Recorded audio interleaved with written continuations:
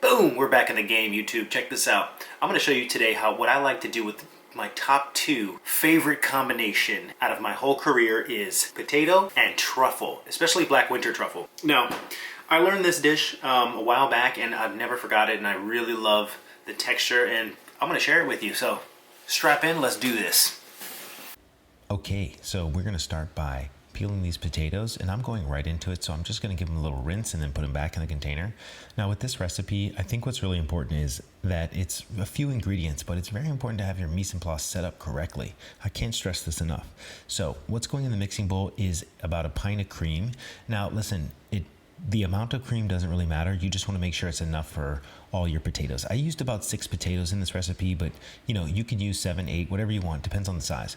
Now what I'm doing here is very important. You want to make sure the potatoes actually fit into the mold that you're using. All right, I'm using a loaf pan. And then what's really important is picking out potatoes that are like size. It's just going to make the process a lot easier. Now, I'm going on a mandoline. Notice how I'm focused on the task at hand. I am using a towel so it doesn't slip. And then you want to take these potatoes and pick your size. You want to go pretty thin, but you're going to go right into the cream. I added a little bit of salt, but not too much, and then mix it around. Make sure every single potato is coated. And then listen, from here, it gets really easy. I'm gonna fast forward through some parts, but I'm cutting the truffle the same size as the potato. You can go thinner, but trust me, you want it to be the same size, all right?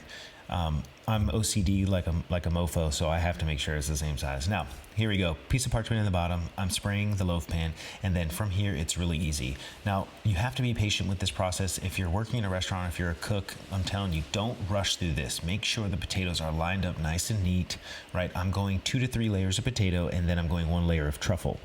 And this is the most important part. So it's very important that you have your mise en place set up.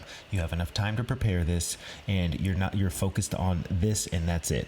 Also, another thing that's really important is making sure that these layers are consistent. So try to use the same potato that you're using for a few layers, right?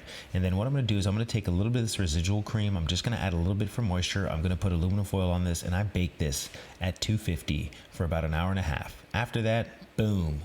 I took a piece of cardboard, cut it out, wrapped aluminum foil, and we're gonna press this overnight, okay? 3 cans, make sure they fit, and then put it in the fridge to press. Do not skip this part. You need this part, trust me. And through the magic of TV, here we go. Yeah.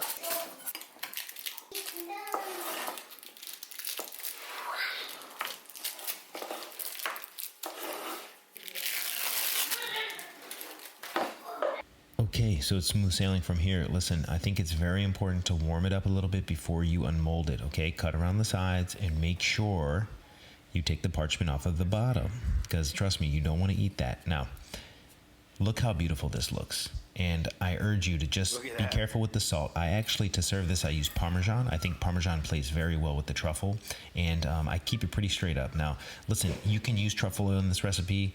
I didn't have any, but it really does kind of help. But, in all honesty, you don't need it if you have super fragrant truffles. But look at this. Come on, tell me you don't want to eat that.